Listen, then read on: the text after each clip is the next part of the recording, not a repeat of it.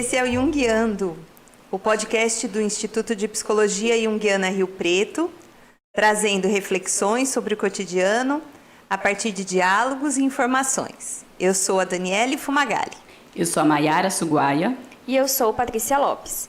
Somos psicólogas junguianas e neste podcast vamos falar sobre psicologia, literatura, sobre a vida e o que mais acharmos que devemos falar. Então vamos lá, a gente continua falando sobre sonhos, a importância dos sonhos. E para falar dos sonhos, a gente pode começar do começo, né? Literalmente. A história conta pra gente que olhar para os sonhos e interpretar os sonhos é algo que intriga a humanidade desde os primórdios. A gente sabe que desde a Grécia Antiga as pessoas se interessavam pelos sonhos e o sonho como um fator de cura já existia na Grécia. Então, haviam os templos para o deus Esculápio, que era o filho de Apolo, que se dedicava à cura dos homens. E nesse templo eram incubados sonhos. Então, a pessoa que estava doente, ela ia para o templo, ficava lá, passava por vários procedimentos. E depois ela era encaminhada para um determinado lugar onde ela ia aguardar o sonho. E ela ficava lá, podia ficar dias, aguardando um sonho que fosse revelador. E só a partir do sonho é que ela ia receber um diagnóstico e depois um tratamento. Nesse templo existiam várias coisas, várias atividades, inclusive de lazer, atividades esportivas, existiam museus onde eles podiam apreciar obras de arte, apresentações de música, competições esportivas, já dando essa visão de que o cuidado com o ser humano ele é multidisciplinar, ele vai olhar para vários aspectos, né? Corpo, espírito, mente, a gente precisa olhar para tudo isso. Sim. Então, desde lá de trás, a gente já tem esse interesse, esse cuidado com os sonhos. Né? É uma coisa que já faz parte do ser humano, se interessar pelos sonhos e querer saber, mas o que isso significa? Né? A pergunta já vem automaticamente. E é muito o que a gente sabe sobre a gente e o que a gente não sabe sobre a gente, né? Porque como nós falamos no episódio sobre os conceitos do sonho, que a gente falou um pouquinho mais sobre isso, para quem não viu, volta lá, vê o nosso segundo episódio, que está falando sobre os sonhos de uma maneira geral. A gente contou algumas histórias lá bem legais. E o sonho, ele tem muito esse caráter, né? É bacana isso que a Dani comentou, para a gente ver realmente, né, como isso está presente na humanidade e não é de hoje. E o caráter do sonho é interessante a gente ressaltar também, né, gente, que é sobre o funcionamento saudável da psique, né? Tem uma pesquisa que fizeram, inclusive, não vou me lembrar agora ao certo do país, eu acho que é nos Estados Unidos. Fizeram uma pesquisa com algumas pessoas, alguns participantes, e eles colocavam essas pessoas para dormir, né, bem relaxadas. Colocaram alguns testes, fizeram testes, né, então usaram o eletroencefalograma para avaliar a qualidade do sono, né, dessa pessoa. Não só a qualidade, mas para acompanhar o sono. E aí, quando a pessoa chegava no sono REM, né, depois que passava o sono REM, eles conseguiam acordar, de alguma forma, a pessoa. A questão era, eles não deixavam ficar, né, muito no sono REM ali, que é onde a pessoa sonhava, mas eles permitiam que a pessoa tivesse ali 8 horas de sono e tal, mas eles acordavam, né, quando chegava nesse sono REM. Em resumo, a pessoa não conseguia sonhar, né, eles impediam o sonho. O que eles começaram a fazer depois dessa pesquisa, né? Acompanhar os resultados, né, nesses participantes. Em muito pouco tempo, já começaram a observar irritabilidade, né, e outras questões aí de humor. Problema de memória, de Problema humor. de memória. Isso aqui todo mundo, né, já uma vez ou outra sentiu, né? Quem nunca teve uma noite mal dormida? A Paty tem bebê pequeno. Sei bem até ela hoje. sabe bem como é isso. Uma noite mal dormida, como no dia seguinte a gente fica, né? Sim. Um pouco lento, irritado, né? Mudança de comportamento. Mudança de comportamento é imediata, a gente percebe no dia seguinte, né? Sim. E aí nessa pesquisa também os cientistas avaliaram isso, nessas mudanças de humor. E o mais interessante dessa pesquisa que eles avaliaram é que em alguns casos, né, em algumas pessoas, a longo prazo, aí eles observaram, inclusive, risco de psicose. Então, a gente entende que o sonho, ele tem esse caráter de ajudar a psique a ficar saudável, né, de regulamentar, quase garantir que a psique, né, que a psicologia da pessoa vai estar saudável. Né? Isso é bem interessante. E aí, sobre sonho, a gente imediatamente pensa na qualidade do sono também, né, Dani? Isso tem aparecido muito na clínica, né? Vocês veem como os pacientes estão com problemas de dormir, tendo insônia? Cada vez mais, né? Tá muito frequente, né? As pessoas têm problemas com o sono. Eu costumo dizer que a gente precisa fazer 3 coisas direito para poder ter o mínimo de saúde, né? Então, se alimentar bem, respirar bem e dormir bem. E a gente São tem 3 coisas que a gente acaba esquecendo de fazer. Básico, não é? Ou não mesmo? tem tempo. Por que a gente não faz? Nas 3 a gente costuma cometer gafes. Mas sem isso a gente não consegue ter saúde. E dormir bem é um fator tão importante que a gente muitas vezes não dá a atenção necessária. Então, a maneira como a gente se prepara para dormir, né? O que a gente está fazendo antes da hora de dormir. Hoje é quase que universal, está todo mundo no celular antes de dormir. Tem milhões de estudos sobre isso, a luminosidade da tela, a quantidade de estímulos, o tipo de imagem que a gente fica vendo, e hoje em dia é tudo muito rápido, os vídeos são extremamente rápidos, então você tem uma sobreposição de informações e de conteúdos que sobrecarrega a nossa mente. E então, isso você faz muitas vezes sentado, deitado, parece que está descansando. Que está relaxando. Mas a informação ali é uma avalanche de informações, né? Ou tem gente que vai antes de dormir, arrumar a casa, preparar para o dia seguinte e fica naquela correria de um lado para o outro.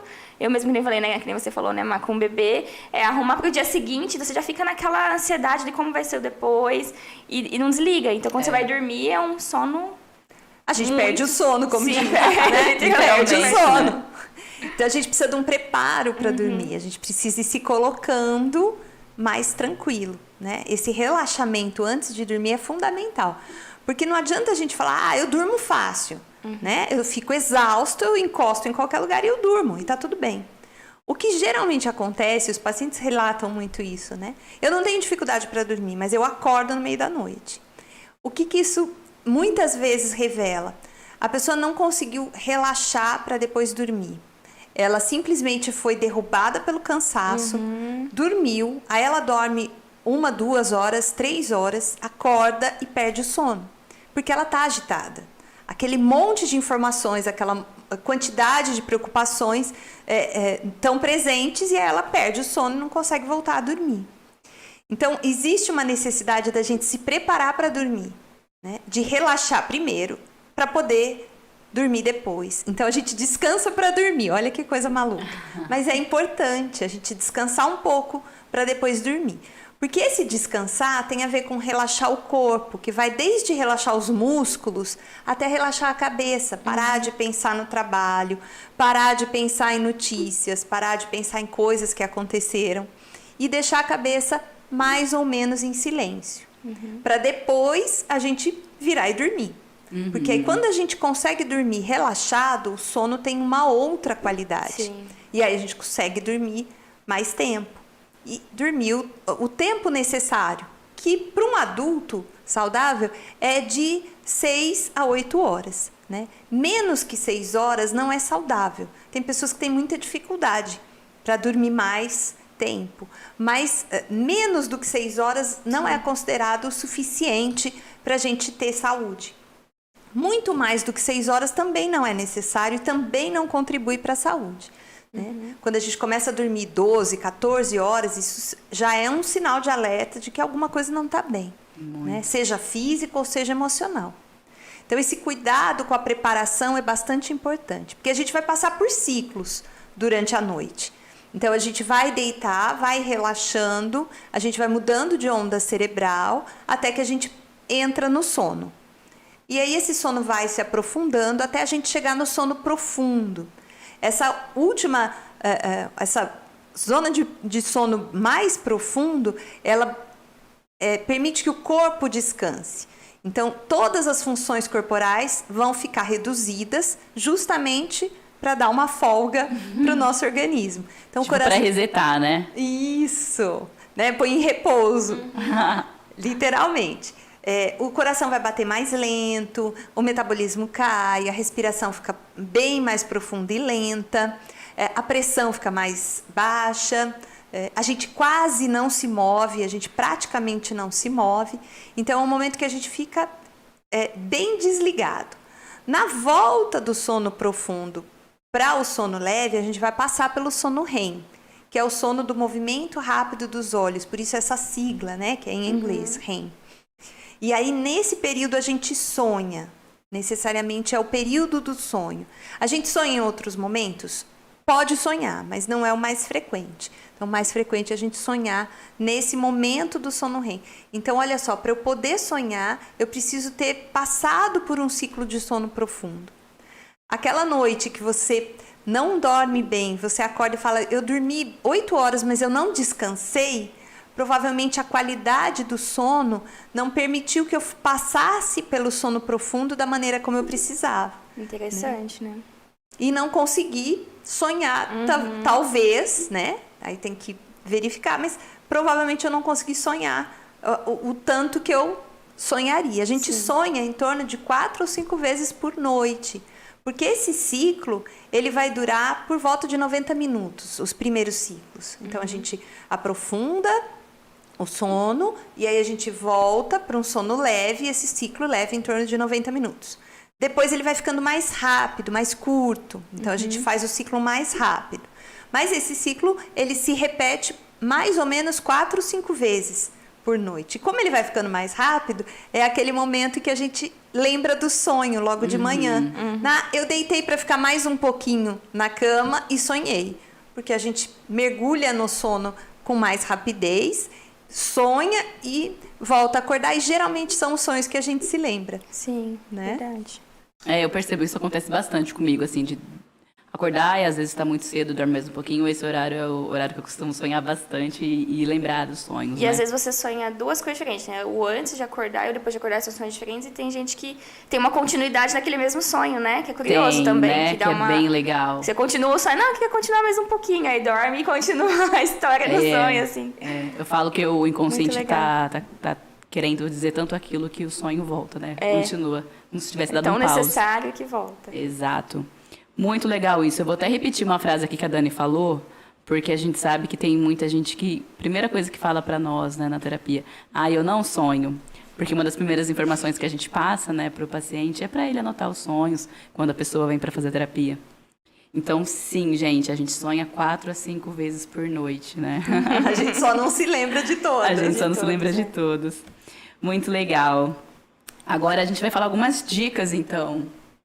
Bom, para você que quer, né, anotar os seus sonhos, vocês que gostaram de ouvir um pouquinho e querem saber um pouquinho mais, até para poder se atentar aí esse inconsciente, a prestar atenção se tem algo que seu sonho está te alertando aí, você pode começar anotando assim imediatamente que você acorda. É importante, né, fazer a anotação dos sonhos com o maior detalhamento possível. Às vezes vocês acham que não é importante anotar, sei lá, móveis e situações ou um detalhe que, deixa passar. Não, tudo que vier à mente naquele momento tem que ser anotado, né? Porque pode ser uma coisa que parece que é um detalhe sem sentido, mas depois se você for levar em análise ou para algum profissional que vai interpretar isso, ele vai falar que sim, tem algum fundamento, né? Pode ter alguma importância ali para você, tá? Algumas pessoas preferem o desenho do que a anotação, mas de qualquer forma é uma forma de registrar isso na memória, né? Porque quando a gente acorda ali, o sonho não está ainda fixado, vamos dizer assim, na nossa memória. E quando a gente anota, a gente consegue fazer esse movimento, né? De registrar e registrar automaticamente na nossa memória também. Então, anotem aí com o maior detalhamento possível e a dica que a gente dá, né? Não se apeguem a interpretações da internet. Leve para um profissional, se possível, se você tiver em análise ou conhecer alguém que faça, né, esse tipo de estudo aprofundado para poder conseguir chegar em alguma coisa que entenda melhor um pouquinho desse sonho, tá? Agora a gente vai comentar aqui sobre algumas dicas na hora de você anotar seu sonho aí, então. Presta bastante atenção. Sobre o que é importante, então, né? O que a gente observa nas interpretações aí de sonho? Nós vamos analisar na terapia, na psicoterapia, como se fosse uma história mesmo, né? Até Jung fala, como se fosse um drama, né? A gente vai ter começo, meio e fim, essa história. Então a gente vai entender, a gente vai tentar buscar naquele sonho a introdução, o desenrolar e o desfecho, né? Ah, Mayara, mas não teve um desfecho, acabou do nada. Mas o do nada já é um desfecho, né? Talvez o inconsciente está dizendo que aquilo ainda está em andamento, ou que ainda não tem uma solução para aquilo, né? E quando a gente fala, né, de analisar como se fosse uma história, introdução, né, desenrolar e o final, a conclusão, então é importante você prestar atenção para anotar, né? Como que aparece o cenário? Qual que é o cenário do sonho? É colorido? É preto e branco? É um lugar que você conhece ou não? Como que é? Que impressão que te passa? Qual que é a sensação que te passa? Tem outras pessoas com você? Quem são essas pessoas? Né? O que essas pessoas também falam para você, né? Sobre a sua vida, enfim, o que elas representam para você? Como que você tá? Às vezes o sonho a gente vê em primeira pessoa, às vezes a gente vê em terceira pessoa, como se a gente fosse um observador, nos vendo no sonho. Às vezes a gente é outra pessoa no sonho também. Então, é importante a gente anotar esses detalhes, prestar atenção nesses detalhes, né? E lembrando, né, gente, aqui a gente está dando uma dica de como anotar os sonhos, mas nós falamos bastante sobre isso já. É como olhar para as nossas costas, interpretar sonhos sozinho.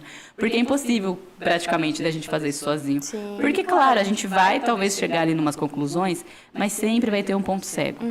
Sempre vai ter algo que a gente não sabe sobre a gente, né? Um ponto aí que é mais difícil para a gente olhar sozinho. Por isso que a gente fala, né, que interpretar sonho no processo psicoterapêutico vai ser muito melhor, né, muito mais produtivo, porque não só a gente vai ter o terapeuta ali para nos ajudar a olhar algumas questões, mas principalmente a gente vai conseguir dar encaminhamento para as questões que aparecerem ali dessas associações. Dá um cuidado especial para aquilo que a gente vai chegando à conclusão, porque tem conclusões que a gente chega que são insights positivos e tudo, e tem outros que trazem uma grande carga emocional. E entrar em contato com isso às vezes é difícil. Sim. Então a terapia está lá justamente para cuidar do efeito, né, que esse sonho pode causar. Sim. Agora tem uma coisa que eu tenho certeza que alguém pensou, que é, mas o meu sonho não tem história, era só uma fotografia, era só uma imagem. Verdade. E aí, não vale? Com certeza vale, né? Vale muito, vale muito. É bem comum, né, inclusive, quando as pessoas às vezes não estão muito acostumadas com isso de prestar atenção no sonho, é muito comum, acho que vocês, não sei se vocês percebem isso também nos pacientes, mas os primeiros sonhos é tipo 3 linhas. A pessoa narra, aconteceu isso, estava em tal lugar, pronto. Às vezes é uma imagem só. Depois de um tempo, às vezes começa a ter um enredo, ou não, né? Como a gente falou naquele outro episódio, cada inconsciente vai ter um modo, né, de operar. Cada inconsciente vai ter a sua própria linguagem. Tem pacientes, né, tem pessoas, aliás, que têm, né, grandes epopeias e enredos, e parece um filme, né? Tem começo, meio e fim, tem virada, enfim. E tem uns que não. E a gente mesmo, né? Tem sonho que é mais longo, profundo, enfim. E tem sonho que não, que é uma imagem. Também é importante. Anota essa imagem também.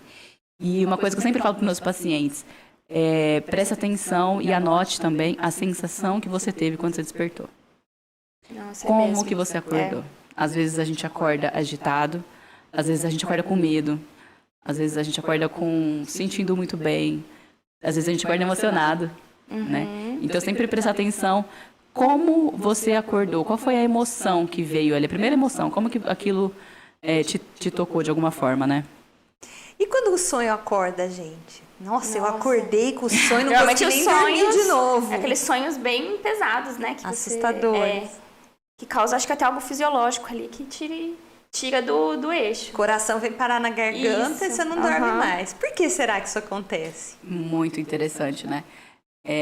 Muita carga emocional envolvida, né? Acho que são conteúdos do inconsciente que vêm de uma forma tão forte que literalmente acorda. Né? Tem uma defesa também da nossa psique, né? Da nossa consciência, que vai fazer com que a gente acorde também, né? Com certeza.